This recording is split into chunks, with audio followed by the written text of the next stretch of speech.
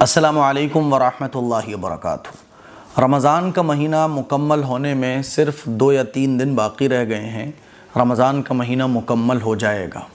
پتہ نہیں کہ اگلے سال رمضان کا مہینہ ہم میں سے کس کو نصیب ہو کس کو نہ ہو، کیونکہ پچھلے سال کتنے لوگ ہمارے ساتھ رمضان کے مہینے میں شامل تھے، لیکن اس رمضان وہ ہمارے بیچ نہیں ہیں۔ اسی لیے میرے عزیز بھائیوں میری بہنوں، جو وقت ہے اس کو ہم غنیمت سمجھیں اور اپنی عبادتوں کو ابھی بھی ہم بڑھا دیں، اور ایک سب سے اہم چیز جس کا ارادہ کریں۔ وہ سب سے اہم چیز کیا ہے؟ وہ یہ ہے کہ رمضان کے بعد بھی میں اپنی زندگی رمضان کے جیسی گزاروں گا۔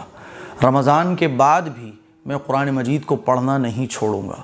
رمضان کا مہینہ گزرنے کے بعد بھی میں نمازوں کی پابندی کروں گا۔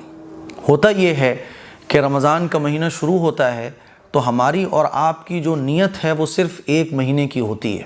وہ نیت کیا ہوتی ہے کہ بس رمضان کے مہینے میں میں نماز پڑھوں گا، رمضان کے مہینے میں میں قرآن پڑھوں گا، گناہوں سے جو میں بچوں گا وہ رمضان کے مہینے میں بچوں گا، اور رمضان کے مہینے میں میں غلط کام نہیں کروں گا۔ ہم میں سے اکثر لوگوں کا جو ارادہ ہوتا ہے، جو نیت ہوتی ہے، وہ صرف رمضان کے مہینے میں سب کچھ کرنے کی ہوتی ہے، گناہوں سے بچنے کی اور نیکیوں کے کام کرنے کی۔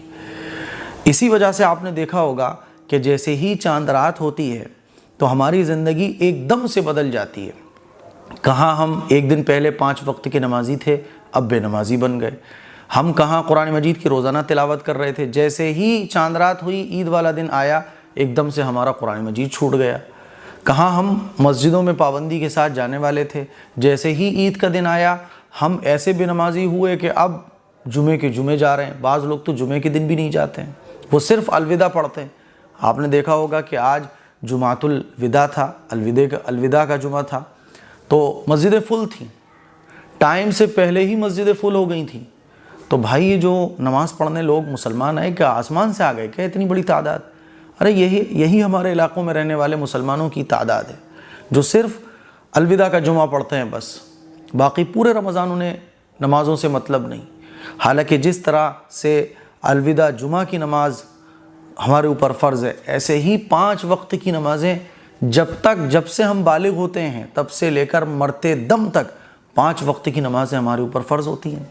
مجھے امید ہے کہ میری ایک بڑی اہم بات جس کی طرف مجھے توجہ دلانی تھی آپ کو سمجھ میں آ گئی ہوگی۔ اس کلپ کو شیئر کریں، دوسروں تک پہنچائیں۔ السلام علیکم ورحمۃ اللہ وبرکاتہ۔